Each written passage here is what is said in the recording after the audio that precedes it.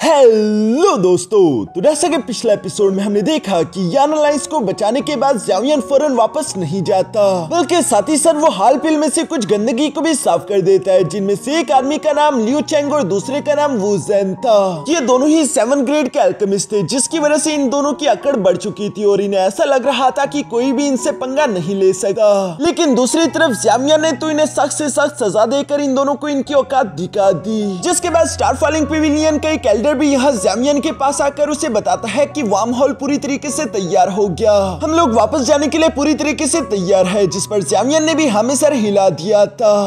अब आगे तो नेक्स्ट एपिसोड की शुरुआत यहाँ स्टारफॉलिंग पेविलियन से ही शुरू होती है, जहाँ पर हम देखते हैं कि ज़ावियन अपने दोस्तों के साथ वापस आ चुका था। जहाँ इस बार ज़ावियन के साथ क्वीन मेडुसा और ज़ियाओ ज़ियाओ भी स्टारफॉलिंग पेविलियन आई हुई थी। ज़ावियन अपने मास्टर डियाब्लो को बता रहा था कि यान अलायंस की सारी सिचुएशन को मैंने हैंडल कर लिया, अब फिलहाल के लिए यान अलायंस खतरे से बाहर है। यहाँ पर मास्टर डियाब्लो ये सारी बातें सुनकर अचानक से ज़ियाओ ज़ियाओ को देखने लगे और वो साथ ही साथ सवाल करते हुए पूछते हैं कि आखिर ये छोटी बच्ची कौन है। जिस पर ज़ावियन मास्टर डियाब्लो को ज़ियाओ ज़ियाओ का नाम बताते हुए साथ ही साथ ज़ियाओ ज़ियाओ से कहता है कि जाकर मास्टर को ग्रीट करो। ये सुनते ही ज़ियाओ ज़ियाओ अच्छे बच्चों की तरह काफी क्यूट तरीके से सामने की तरफ आकर यहाँ मास्टर डियाब्लो के सामने बो डाउन करते हुए उन्हें ग्रीट करने लगी। जो सब देखकर तो मास्टर डियाब्लो के चेहरे पर भी एक स्माइल आ जाती है, क्योंकि उसे ज़ियाओ ज़ियाओ में बिल्कुल ज़ावियन का बचपन ही दिखाई दे रहा था। दूसरी तरफ क्यूट से ज़ियाओ ज़ियाओ को भी वहाँ पर एक प्यारी सी तितली दिख जाती है, जिसके साथ वो खेल रही थी। मास्टर डियाब्लो ये सब देखते हुए ज़ावियन को बताता है कि मैं इस बच्ची की बॉडी में वुड एट्रीब्यूशन एनर्जी महसूस कर पा रहा हूँ, यानी कि ये बच्ची आने वाले फ्यूचर में एक बेहतरीन फार्मासिस्ट बनेगी। ये सब कहते हुए मास्टर डियाब्लो प्यार से ज़ियाओ ज़ियाओ के पास आकर उससे भी सवाल करते हुए कहते हैं कि क्या तुम मुझे अपनी स्किल्स दिखाओगी। जिस पर थोड़ी देर सोचने के बाद ज़ियाओ ज़ियाओ के दिमाग की बत्ती जल गई और हम देखते हैं कि उसने अपने हाथ में एक फायर जलाकर यहाँ मास्टर डियाब्लो को दिखाना शुरू कर दी। जो देखकर तो मास्टर डियाब्लो पूरी तरीके से सरप्राइज हो गए थे और वो हैरान होते हुए कहते हैं कि इस बच्ची की बॉडी में तो डुअल एट्रीब्यूशन एलिमेंटल एनर्जी है, यानी कि ज़ियाओ ज़ियाओ की बॉडी में दोनों would and fire attribution energy है, जो कि अल्केमिस्ट बनने के लिए काफी ज्यादा जरूरी होते हैं। दूसरी तरफ हम देखते हैं कि ज़ियाओ ज़ियाओ ने उस फायर को बढ़ाने की कोशिश करी, जिसकी वजह से वहां पर एक छोटा सा ब्लास्ट हो जाता है। इस ब्लास्ट का धुआं जब हटा तो ज़ियाओ ज़ियाओ देखती है कि उसने तो गलती से मास्टर डियाब्लो का मुंह थोड़ा सा काला कर दिया है। मगर दूसरी तरफ मास्टर डियाब्लो बिल्कुल भी बुरा नहीं मनाते, वो ज़ियाओ ज़ियाओ को अपनी पोती की तरह ट्रीट कर रहे थे और वो कहते हैं कि कोई बड़ी बात नहीं, ये सब कुछ इसी वजह से हुआ क्योंकि फिलहाल तुम्हारी डोकी एनर्जी तुम्हारे कंट्रोल में नहीं है, लेकिन मैं तुम्हें सिखाऊंगा कि इन पावर्स को अच्छे से मास्टर करके कंट्रोल कैसे करते हैं। जो सब कहते हुए मास्टर डियाब्लो ने काफी प्यार से ज़ियाओ ज़ियाओ को गोद में उठा लिया था। साथ ही साथ वो ज़ियाओ ज़ियाओ से कह रहा था कि मैं तुम्हें इस पूरी की पूरी डोकी कॉन्टिनेंट में सबसे ज्यादा ताकतवर लड़की बना दूंगा,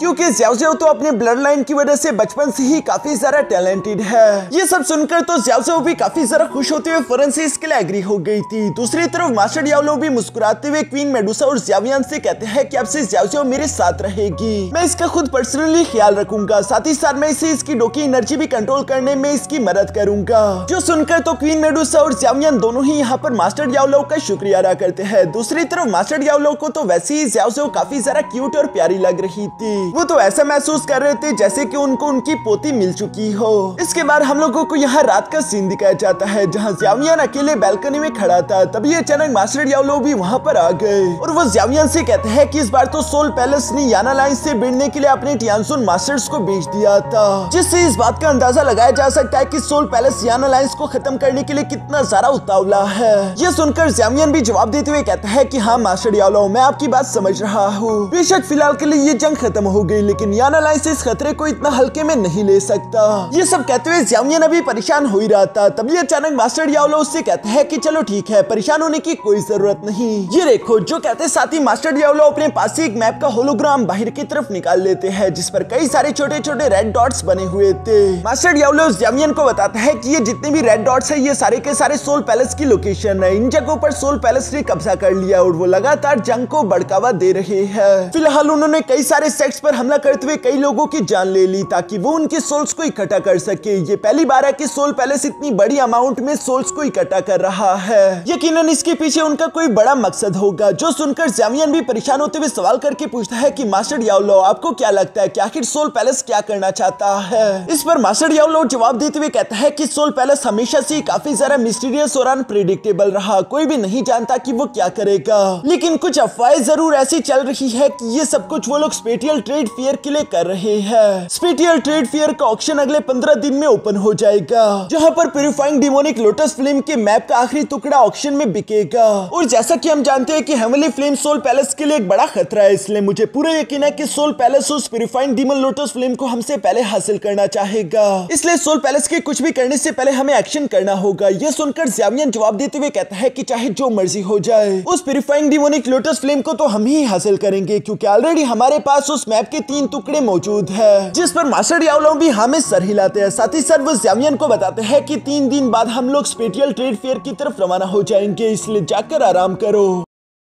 इसके बाद हम लोगों को दूसरी तरफ क्वीन मेडुसा के रूम का सीन दिखाया जाता है, जहां पर ज़्याओ ज़्याओ सो चुकी थी। तभी अचानक ज़ावियन भी वहां पर आ गया, जो कि आते साथ ही ज़्याओ ज़्याओ की तरफ देखते हुए सवाल करके पूछता है कि क्या वो सो गई। जिस पर क्वीन मेडुसा भी ज़ावियन को खामोश रहने का इशारा करती है। दूसरी तरफ ज़ावियन यहाँ सोई हुई ज़्याओ ज़्याओ के पास आकर उसे बहुत ही प्यार से देख रहा था। ज़ावियन को भी ज़्याओ ज़्याओ पर काफी सारा प्यार आ रहा था। वो क्वीन मेडुसा से कहता है कि सेंट्रल प्लेन बिल्कुल भी हमारे गामा एम्पायर की तरह सेफ नहीं है। यहाँ पर एक से बड़ा एक खतरा और पावरफुल लोग मौजूद है, लेकिन तुम बिल्कुल फिक्र मत करो, चाहे जो मर्जी हो जाए, मैं हमेशा तुम्हें और ज़्याओ ज़्याओ को प्रोटेक्ट करूंगा। ज़ावियन की ये बात सुनकर क्वीन मेडुसा ज़ावियन को जवाब देते हुए कहती है कि आखिर तुम मुझे प्रोटेक्ट क्यों करोगे। जो सुनकर तो ज़ावियन हैरान हो गया था, लेकिन दूसरी तरफ क्वीन मेडुसा खड़े होकर ज़ावियन को जवाब देते हुए कहती है कि मैं खुद ही खुद को ताकतवर करना चाहती हूँ, ताकि मैं हर एक उस चीज को प्रोटेक्ट कर सकूं जो कि मुझे अजीज है। यही वजह है कि क्वीन मेडुसा ज़ावियन के साथ सेंट्रल प्लेन आई। यहाँ पर क्वीन मेडुसा की मुंह से ये सारी बातें सुनकर ज़ावियन को तो काफी ज्यादा अच्छा लग रहा था, और वो उसके साथ अपनी पुरानी मेमोरीज को याद करता है। साथ ही ज़ावियन ये भी याद करता है कि क्वीन मेडुसा पहले से कितनी ज्यादा बदल चुकी है। उसे क्वीन मेडुसा का ये रूप काफी अच्छा लग रहा था, इसलिए वो जाने से पहले क्वीन मेडुसा से कहता है कि रात काफी ज्यादा हो गई, इसलिए जाकर सो जाओ। ये कहते हुए ज़ावियन अभी वहां से जाने वाला था, लेकिन अचानक उसे याद आया और वो रुकते हुए कहता है कि मुझे याद आया, मेरे मास्टर ने तुम्हें ये लिक्विड देने के लिए बोला था। ये लिक्विड ज़्याओ ज़्याओ को उसकी डोकी एनर्जी कंट्रोल करने में मदद करेगा, जिसे क्वीन मेडुसा ने भी एक्सेप्ट कर लिया। ये सब करने के बाद ज़ावियन फौरन वहां से चला जाता है। और ज़ावियन की इतनी फिक्र को देखकर यहाँ पीछे की तरफ हम देखते हैं कि क्वीन मेडुसा के चेहरे पर भी एक स्माइल थी। पहले वो अक्सर ही ज़ावियन पर गुस्सा करती रहती थी, लेकिन अब चूंकि इन दोनों की एक बेटी हो चुकी है, तो मुझे लगता है कि शायद क्वीन मेडुसा को पहले की तरह ज़ावियन पर अब गुस्सा नहीं आता। इसके बाद हमें यहाँ कुछ दिनों के बाद का सीन दिखाया जाता है, जहाँ पर हम देखते हैं कि मास्टर याओलो ज़ावियन और उसके दोस्तों को लेकर अपने साथ यहाँ स्पेटियल ट्रेड फेयर की तरफ रवाना हो गए थे, जहाँ ये लोग सफर करते करते एक रेगिस्तान तक पहुंच जाते हैं। यहाँ पर आते ही ज़ावियन हैरान होकर सवाल करते हुए कहता है कि क्या इस बंजर जगह में स्पेटियल ट्रेड फेयर होगा?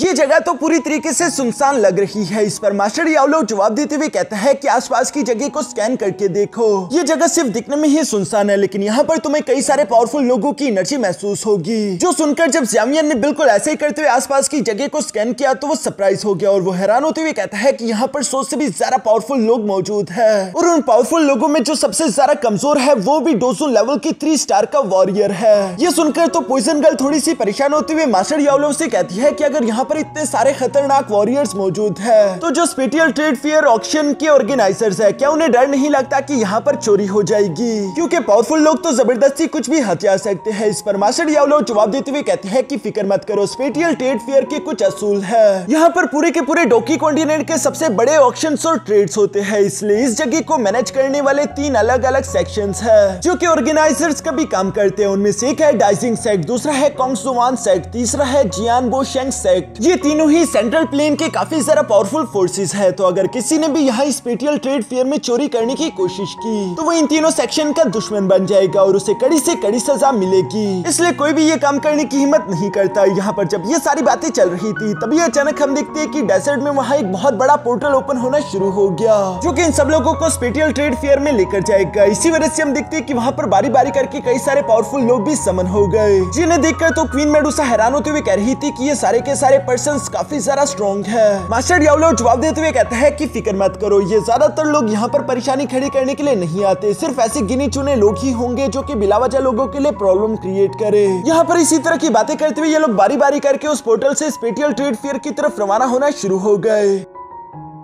दूसरी तरफ हम देखते हैं कि ये पोर्टल एक स्पेस में मौजूद बहुत बड़ी मार्केट में ओपन हो गया था। जिस ट्रेड मार्केट को देखते हुए तो ज़ावियन भी हैरान होते हुए कहता है कि वाह, ये सच में सेंट्रल प्लेन का सबसे हाईएस्ट लेवल ट्रेड फेयर है। इन ऑर्गेनाइजर्स ने तो इस ट्रेड फेयर के लिए पूरी की पूरी अलग स्पेस ही क्रिएट कर दी है। इसके बाद हम देखते हैं कि ये सब लोग मार्केट में आ गए, जहाँ पर मास्टर ग्यावलो ज़ावियन से कह रहा था कि तुमने बिल्कुल सही कहा, लेकिन हाँ फिर भी ज़ावियन ख्याल रखना, क्योंकि यहाँ पर कुछ डीलर्स ऐसे हैं जो कि मछली की आंख को कोई हीरा बताकर तुम्हें बेच देंगे, यानी कि तुम्हें खराब चीज महंगे में मिल सकती है। मुझे कुछ काम है, मैं वो आगे करने के लिए जा रहा हूँ, तब तक तुम लोग मार्केट को छान लो और अगर कोई शॉपिंग करनी है तो वो भी कर लो। ये सब कहते हुए मास्टर डियाब्लो सामने की तरफ चले जाते हैं। पीछे की तरफ ज़ावियन, क्वीन मेडुसा और पॉइजन गर्ल बच चुके थे, जो कि मार्केट में चलते हुए अलग अलग दुकानों में चीजें देख रहे थे कि अगर इन्हें कोई चीज पसंद आ गई। और इसी तरह चलते चलते अचानक से हम देखते हैं कि काइलिन एक दुकान के सामने रुक जाती है, क्योंकि उसकी नजर एक प्राइमल स्टोन पर पड़ गई थी, जो देखकर तो ज़ावियन भी पीछे की तरफ आकर देखते हुए हैरान होकर कहता है कि ये तो 7 कलर प्राइमल स्टोन है। और इसी बारे में वो उस दुकानदार से सवाल भी करने लगा कि ये 7 कलर प्राइमल स्टोन तुम कितने में दे रहे हो।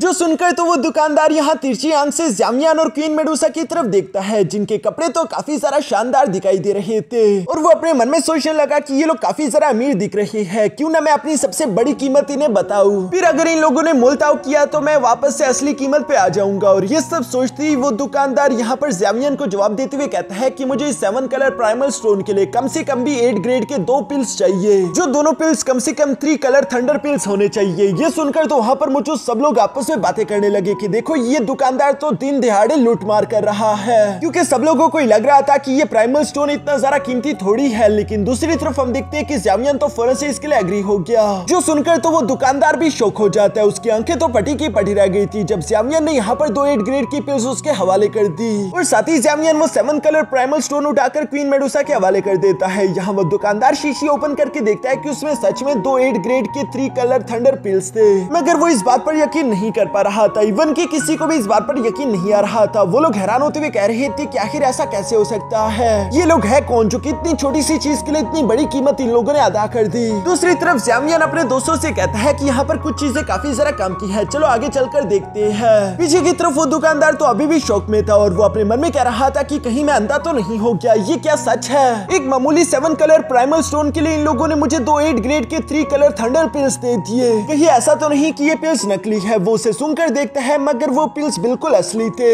फिर वो धीरे धीरे समझने लगा कि शायद मुझसे गलती हो चुकी, वो कोई मामूली 7 कलर प्राइमल स्टोन नहीं था, जरूर वो बहुत ही ज्यादा कीमती चीज है। मुझे इतने सस्ते में वो स्टोन नहीं बेचना चाहिए था, मुझसे बहुत बड़ी गड़बड़ हो गई। लेकिन अब तो ट्रेड हो चुकी है। दूसरी तरफ हम देखते हैं कि ज़ावियन, क्वीन मेडुसा और पॉइजन गर्ल तीनों वहां से अब काफी दूर आ चुके थे। इसलिए ज़ावियन क्वीन मेडुसा से सवाल करते हुए कहता है कि आखिर तुम्हें वो 7 कलर प्राइमल स्टोन क्यों चाहिए था। इस पर क्वीन मेडुसा जवाब देते हुए कहती है कि ये 7 कलर प्राइमल स्टोन बिल्कुल उसी जगह से आया जहां से 7 colour heavenly swelling python perish होकर आया था। मेरे स्नेक लैंड के लिए इस प्राइमल स्टोन में काफी सारा न्यूट्रिशनल मटेरियल्स है और ये मुझे एक पीक लेवल का 7 कलर प्राइमल स्टोन लग रहा है। इसके न्यूट्रिशंस का मैं इस्तेमाल कर सकती हूँ और ऊपर से मुझे लगता है कि ये 7 कलर तो बस सिर्फ ऊपर से दिख रहा है। अगर मैंने इस पर अपने ब्लड का इस्तेमाल किया तो मुझे लगता है कि जरूर इस 7 कलर के नीचे 8 कलर या फिर 9 कलर प्राइमल स्टोन होगा। जो कहती है क्वीन मेडुसा बिल्कुल ऐसे ही करती है और यहाँ पर क्वीन मेडुसा के ब्लड के साथ रिएक्ट करते हुए हम देखते हैं कि उस प्राइमल स्टोन ने अपना असली रंग दिखाना शुरू कर दिया,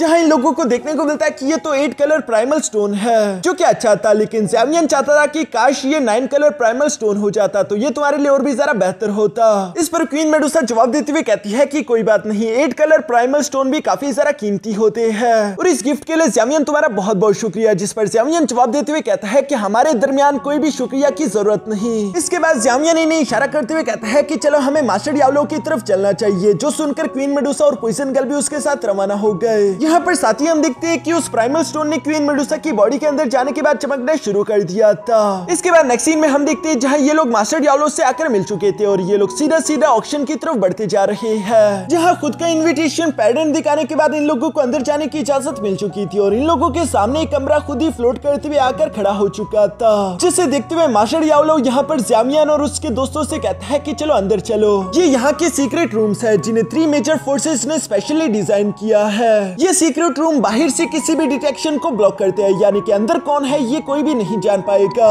जो सुनकर ज़ावियन और उसके दोस्त सीक्रेट रूम में चले जाते हैं, जो कि फ्लोट करते हुए यहाँ ऑक्शन वाली जगह पर आ गया था और हमें देखने को मिलता है कि वहाँ पर कई सारे सीक्रेट रूम्स मौजूद थे। हर एक सीक्रेट रूम में कोई ना कोई पावरफुल लोग मौजूद होंगे और वो लोग यहाँ पर ऑक्शन में हिस्सा लेंगे, लेकिन कोई भी नहीं जान पाएगा कि किसने क्या खरीदा, जो कि इस ऑक्शन को बाकी के ऑक्शन से सेफ बनाता है। यहाँ पर हम देखते हैं कि तभी अचानक इस ऑक्शन का होस्ट भी सेंटर में आ चुका था, जो कि इन सब लोगों को यहाँ आने पर वेलकम करता है। साथ ही साथ वो होस्ट बोलता है कि यकीनन आप लोगों ने स्ट्रीट फेयर के सारे रूल्स को याद कर लिया होगा। दूसरी तरफ ज़्यामियन तो उस होस्ट को देखकर सरप्राइज होते हुए कहता है कि ये आदमी तो 9 स्टार डोजो लेवल का मास्टर है, जिस पर मास्टर डियाब्लो जवाब देते हुए कहता है कि इसका नाम बाओ शेन है और ये रिफ्लेक्टिंग ट्रेजर माउंटेन का सेक्ट मास्टर है। ये अपने 209 स्टार की पीक पर पहुंच चुका है। जल्दी मुझे लगता है कि ये बानशेंग लेवल में भी प्रमोट कर जाएगा। यहाँ पर जब ये सारी बातें चल ही रही थी, तभी अचानक मास्टर बाओशेन कहता है कि चलो ठीक है, फिर इस ऑक्शन की शुरुआत करते हैं। और इस ऑक्शन में जो पहली चीज ट्रेड होने वाली है वो आइटम है हेवनली फीनिक्स बोन विंग्स, जो कहते हुए मास्टर बाओशेन ने फन से यहाँ पर हेवनली फीनिक्स बोन विंग्स सब लोगों के सामने समन कर लिए थे। और वो बता रहा था कि ये है एक फालन हेवनली फीनिक्स ट्राइब के एक्सपर्ट की विंग्स है। इन बोन विंग्स में कितनी सारा एनर्जी है ये मुझे तुम लोगों को बताने की कोई जरूरत नहीं। तो चलो फिर इस ऑक्शन को शुरू करते हैं। यहाँ पर ये सुनते ही एक आदमी मुस्कुराकर कहता है कि ये पहला आइटम ही इतना कमाल का है, इसका मतलब कि बाकी का ऑक्शन भी कमाल का होगा। और वो इन बोन विंग्स के लिए एक 5th ग्रेड के 3 कलर थंडर पिल्स की कीमत लगाता है। दूसरा बंदा 6 ग्रेड की 5 कलर थंडर पिल की कीमत लगाता है।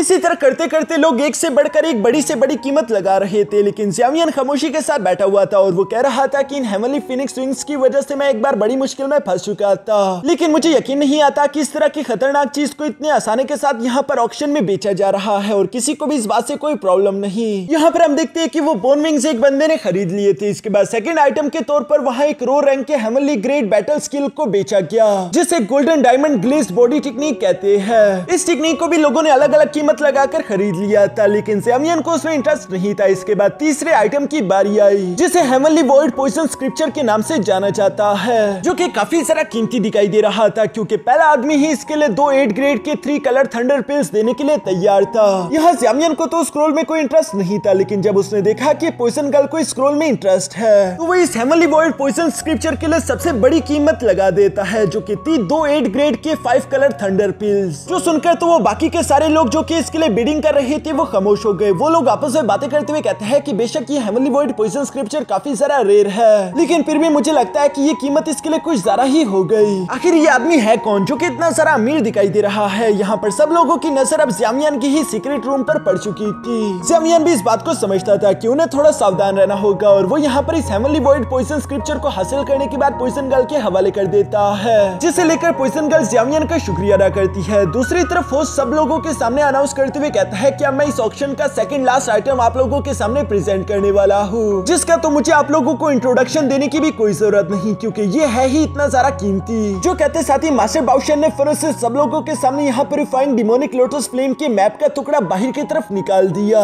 जो देखकर तो सब लोग ही शॉक हो गए थे। एक आदमी उतावला होते हुए कहता है कि इसके लिए मैं आपको 3 8 ग्रेड के 6 कलर लाइटनिंग पिल्स देने के लिए तैयार हूँ। दूसरा आदमी बिडिंग लगाते हुए कहता है कि नहीं, मैं आपको 4 8 ग्रेड के 6 कलर लाइटनिंग पिल्स देना चाहता हूँ। इसके बाद इसी तरह अलग अलग लोग भी बिडिंग करते रहे और ये कीमत बढ़ते बढ़ते 8 8 ग्रेड के 6 कलर थंडर पिल्स तक पहुंच चुकी थी। मगर वहां पर मौजूद एक मिस्टीरियस आदमी यहाँ पर सबसे बड़ी बोली लगाता है, जो कि कह रहा था कि मैं आपको 5 8 ग्रेड के 7 कलर लाइटनिंग पिल्स दूंगा। जो कीमत इतनी ज्यादा बड़ी थी कि कई सारे लोग तो वहीं पर हार मान गए कि 7 कलर लाइटनिंग पिल्स तो काफी सारा कीमती होते हैं और आखिर हम इससे अब कैसे कम्पीट करें, इसलिए कई सारे लोग हार मान चुके। मगर दूसरी तरफ ये तो बस सिर्फ शुरुआत थी, क्योंकि मास्टर डियाब्लो ने ज़्यामियन को इशारा कर दिया था। इसलिए ज़्यामियन बोली लगाते हुए कहता है कि मैं आपको 8 8 ग्रेड के 7 कलर लाइटनिंग पिल्स दूंगा, जिस पर वो मिस्टीरियस आदमी भी रुकता नहीं, बल्कि वो बोली लगाते हुए कहता है कि मैं आपको 1 8 ग्रेड का 8 कलर लाइटनिंग पिल्स दूंगा। मगर मास्टर डियाब्लो के सामने ये कीमत कुछ भी नहीं थी। वो बोली लगाते हुए कहते हैं कि हम 3 8 ग्रेड के 8 कलर लाइटनिंग पिल्स देंगे,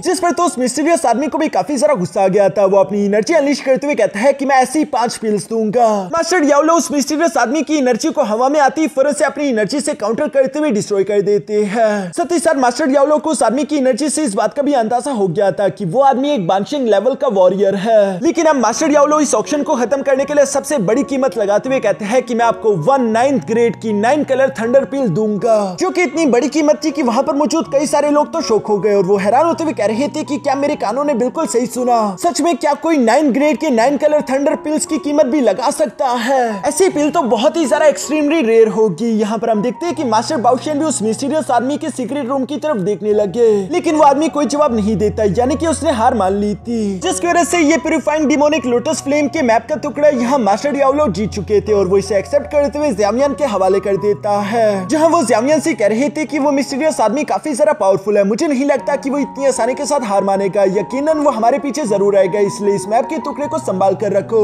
जिस पर ज़ावियन भी हाँ में सर हिलाता है। इसके बाद हम देखते हैं कि सब लोग आपस में बातें करते हुए कह रहे थे कि प्यूरिफाइंग डिमोनिक लोटस फ्लेम के मैप का टुकड़ा भी सेकंड आइटम था, तो सोचो कि आखिर लास्ट आइटम क्या होगा, यकीनन वो तो इससे भी ज्यादा कीमती चीज होगी। जिस पर मास्टर बाउशन सब लोगों की बातें सुनते हुए यहाँ ऊंची आवाज में कहते हैं कि स्पेशल ट्रेड फेयर के ऑक्शन का ये आखिरी आइटम ये कोई ऑब्जेक्ट नहीं है, बल्कि असल में ये एक बहुत ही ज्यादा कीमती इंफॉर्मेशन है जो कि फर्स्ट हैंड ही मुझे मिली, यानी कि ये किसी को मालूम नहीं है। लेकिन फिक्र मत करो, इस आखिरी आइटम यानी कि इंफॉर्मेशन के मैं तुम लोगों से कोई भी कीमत नहीं लेने वाला। हमने शुरू में इस इंफॉर्मेशन को आप लोगों के सामने अनाउंस नहीं किया क्योंकि इसकी वजह से यहाँ पर हड़बड़ी मच सकती थी। ये सब कहते हैं मास्टर बाउशन यहाँ पर ऊंची आवाज में कहते हैं कि यकीनन आप लोगों ने बुद्धि एंशिएंट ट्री के बारे में तो सुना होगा, जिसे विजडम रीइंकार्नेशन ट्री के नाम से भी जाना जाता है। ये डॉकी कॉन्टिनेंट के टॉप 3 नेचुरल ट्रेजर्स में से एक है, जिसकी हीलिंग एबिलिटीज कमाल की है। बुद्धि एंशिएंट ट्री हर हजारों साल में सिर्फ एक ही बार रिंग को जनरेट करती है। जब इस तरह बुद्धि एंशिएंट ट्री पर पूरे 100 रिंग्स बन जाए उसके बाद ही हम कह सकते हैं कि वो एंशिएंट बुद्धि ट्री पूरी तरीके से मैच्योर हो गया।